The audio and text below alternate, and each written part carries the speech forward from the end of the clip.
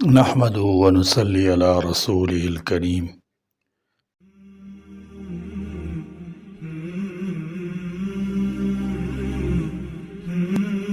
کچھ لوگ ایسے ہوتے ہیں جو پیشوں کے بارے میں ہچکچاہٹ محسوس کرتے ہیں اور یہ سمجھتے ہیں فلاں کام ان کی شان کے خلاف ہے۔ کچھ ایسے بھی ہوتے ہیں جو بھوک اور افلاس سے تنگ آ کر در بدر بھیک مانگنا گوارا کر لیتے ہیں لیکن کام کرنا پسند نہیں کرتے۔ اسلام سے پہلے عربوں میں کام نہ کرنے اور کام کو حقیر سمجھنے کی ذہنیت عام تھی۔ چنانچہ عرب شاعر اپنے حریف کی ہجو کرتے ہوئے پوری شدت سے اس بات کو اچھالتا تھا کہ اس کا مقابل فلاں لوہار کا بیٹا فلاں لوہار کا پوتا ہے، لیکن اسلام نے آ کر دنیا والوں کو اس حقیقت سے آگاہ کیا کہ روزی حاصل کرنے کے لیے اگر چھوٹے سے چھوٹا پیشہ اختیار کرنا پڑے تو اس میں شرم نہیں محسوس کرنی چاہیے، اس لیے کہ یہ تو ہو سکتا ہے پیشہ اچھا ہو یا برا، لیکن کوئی پیشہ خواہ کتنا ہی حقیر کیوں نہ سمجھا جائے، اگر اس سے رزق حلال حاصل ہوتا ہے تو وہ برا نہیں ہو سکتا۔ آپ صلی اللہ تعالی علیہ وسلم نے مختلف مواقع پر فرمایا، اس ذات کی قسم جس کے قبضے میں میری جان ہے، اگر تم میں سے کوئی رسی لے کر جنگل جائے، لکڑی کاٹے اور اسے اپنی پیٹھ پر لاد کر لائے پھر بازار میں فروخت کر دے تو یہ اس کے لیے در بدر ٹھوکریں کھانے سے بہتر ہے، جبکہ بھیک بھی کبھی ملتی ہے کبھی نہیں ملتی۔ اس حدیث کی روشنی میں پیغمبر علیہ السلام نے یہ دکھانا چاہا کہ ہر چاند کے جنگل سے لکڑیاں لانے میں مشقت ہوتی ہے، رسوائی اور حقیقت کا سامنا ہوتا ہے اور اجرت بھی کم ملتی ہے، لیکن اس کے باوجود بیکار رہنے اور لوگوں کے سامنے 10 سوال دراز کرنے سے ایسا حقیر کام انجام دینا بہتر ہے۔ پیشے کی آزادی کا ذکر کرتے ہوئے رسول اللہ صلی اللہ تعالی علیہ وسلم نے عملی طور پر اپنی اور دیگر انبیاء علیہ السلام کی مثال دیتے ہوئے فرمایا، اللہ کے ہر نبی نے بکریاں چرائی ہیں۔ صحابہ نے عرض کیا، اللہ کے رسول کیا آپ نے بھی بکریاں چرائی ہیں؟ آپ صلی اللہ تعالی علیہ وسلم نے فرمایا، ہاں میں بھی معمولی اجرت پر مکہ والوں کی بکریاں چرایا کرتا تھا۔ کسی آدمی نے اپنے ہاتھوں کی کمائی سے زیادہ لذیذ کھانا نہ کھایا ہوگا۔ اللہ کے نبی حضرت داؤد علیہ السلام اپنے ہاتھوں سے کام کر کے کھاتے تھے۔ حاکم نے حضرت عبداللہ بن عباس سے نقل کیا ہے، حضرت داؤد زرع ساز تھے، حضرت آدم علیہ السلام، حضرت نوح علیہ السلام، حضرت ادریس علیہ السلام، حضرت موسیٰ علیہ السلام بالترتیب کاشتکاری، بڑھئی، درزی اور بکری چلانے کا کام کرتے تھے۔ ان نصوص شرعیہ سے جہاں رزق حلال کمانے کے لیے حلال پیشہ اختیار کرنے کی اہمیت واضح ہوتی ہے، وہ ہیں مالک و ملازم کے رشتے کا وجود اور اس کے آداب کا ثبوت بھی سامنے آتا ہے۔ حضرت موسیٰ علیہ السلام نے حضرت شعیب علیہ السلام کے پاس 8 یا 10 سال تک ملازمت کی۔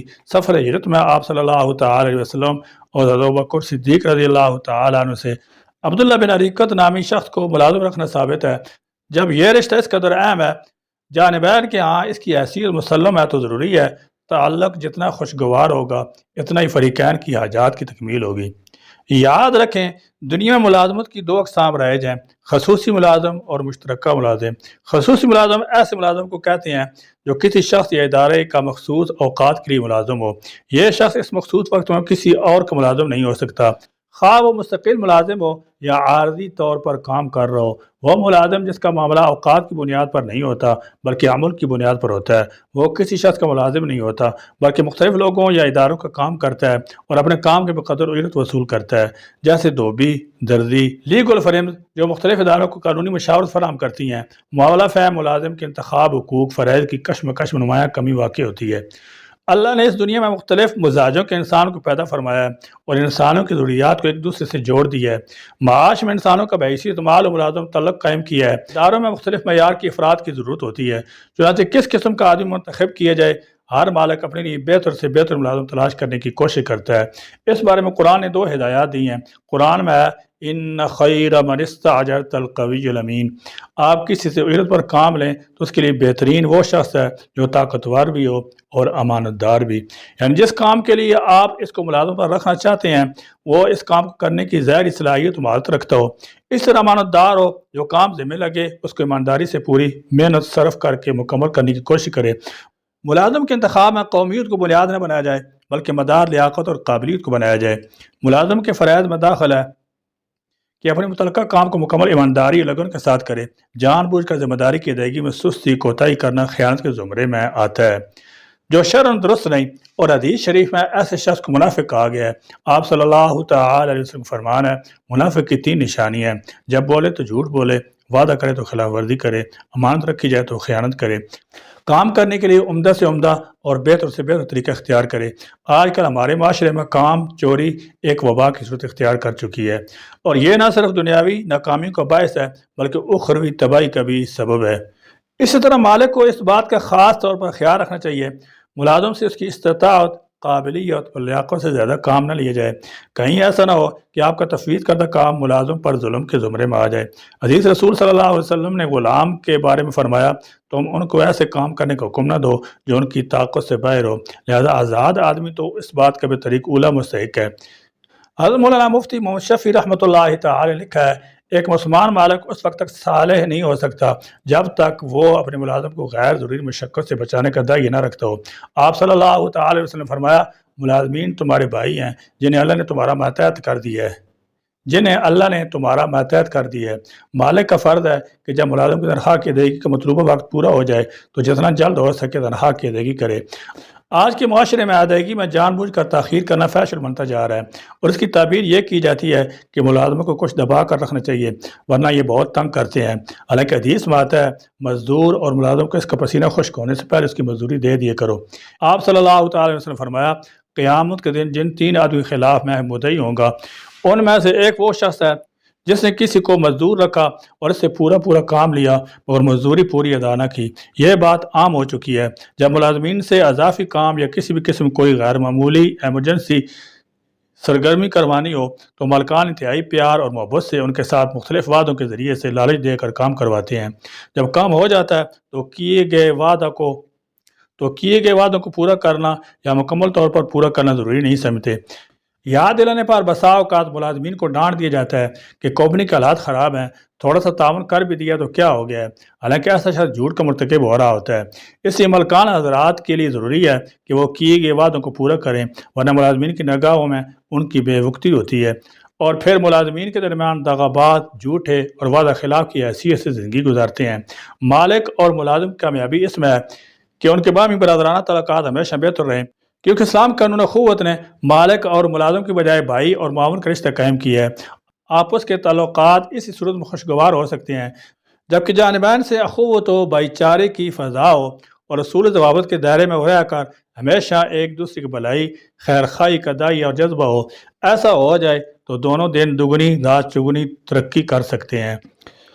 اگر مالکان اپنے ملازمین پر بے جا تسلط پر فخر کریں یا ہمیشہ ملازمین کو قصوروار ٹھہرانا اپنا شیوا بنا لیں، اس طرح ملازمین ادارے میں مقام بنانے کے لیے بے جا خوشامد کا سہارا لیں یا مالکان کے اعتماد کا ناجائز فائدہ اٹھانا شروع کر دیں تو ایسی صورتحال فریقین کے لیے زوال کا باعث بنتی ہے۔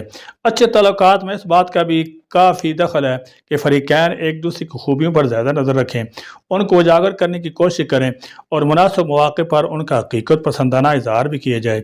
اس سے جانبین کی آپس میں محبت پیدا ہوگی جو کہ افراد اور اداروں سب کے لیے مفید ہے۔ انسانوں کے اکٹھے رہنے سہنے میں خلاف طبیعت امر کا واقع ہونا ایک فطری عمل ہے، اس لیے فریقین کی بھی ناخوشگوار معاملات پر یا خلاف طبیعت معاملے کے پیش آنے پر صبر و تحمل اور نرم مزاجی کا مظاہرہ کریں۔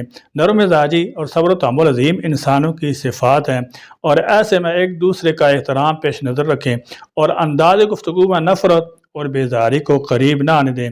ممکن حد تک ایک دوسرے کی خطاؤں کو درگزر کر دینا چاہیے۔ مالکان اور ملازمین کا اختلاف ہو جائے تو اسے کس طرح حل کیا جائے، اس سلسلے میں فریقین آپ صلی اللہ تعالی وسلم کے اس فرمان کو پیش نظر رکھیں۔ حضرت عبداللہ بن عمر رضی اللہ تعالی عنہما سے روایت ہے، ایک شخص آپ کی خدمت میں حاضر ہوا اور دریافت کیا، یا رسول اللہ صلی اللہ علیہ وسلم، اپنے ملازموں کو ہم کتنی بار معاف کیے کریں؟ آپ نے خاموشی اختیار فرمائی۔ جب اس نے تیسری بار سوال کیا تو آپ صلی اللہ تعالی علیہ وسلم فرمایا، اس دن میں 70 بار معاف کیے کرو۔ اگر ان اصولوں کو مد نظر رکھ کر کسی بھی دفتر، کمپنی اور فیکٹری کو چلایا جائے یا پھر ان میں ملازمت کی جائے تو کامیابی ملے گی۔ یہ قانون خداوندی ہے، اگر ایک مسئلہ پیدا ہوتا ہے تو اس کے کئی حل موجود ہوتے ہیں۔ مسئلہ خود یہ بتاتا ہے اس کا حل موجود ہے، بس ہمیں ان تک پہنچنا ہے۔ جو دروازہ کھٹکھٹاتا رہتا ہے اس کے لیے دروازہ کھول ہی دیا جاتا ہے۔ یہی نہیں، آپ کائنات کے تمام بڑے مسائل اور تنازعات وغیرہ کا جائزہ لیں اور پھر غور کریں تو معلوم ہوگا ان سب کا کوئی نہ کوئی تسلی بخش حل موجود ہے، بس سنجیدگی سے حل کرنے کی دیر ہے۔ جب بھی کوئی نقصان ہوتا ہے تو ہم اکثر یہ کہتے ہیں اور سنتے ہیں اس میں کوئی نہ کوئی بہتری ہوتی ہے۔ یہ بھی اکثر دیکھا گیا ہے، یہ کہتے ہوئے ہم کچھ پرعزم نہیں ہوتے بلکہ لگتا ہے اپنی مایوسی کو سہارا دے رہے ہیں۔ یہ جملہ بڑا طاقتور ہے، لیکن مسئلہ یہ ہے کہ ہم اس کا احساس نہیں کر پاتے۔ چنانچہ کرنے کا کام یہ ہے کہ ہم سب ایک دوسرے کے جملہ حقوق ادا کریں، ایک دوسرے کا خیال رکھیں، بھائی چارے اور اخوت کے ماحول کو رواج دیں۔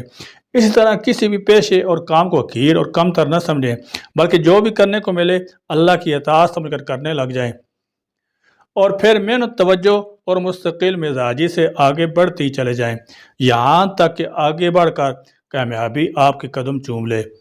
وما علینا الا البلاغ۔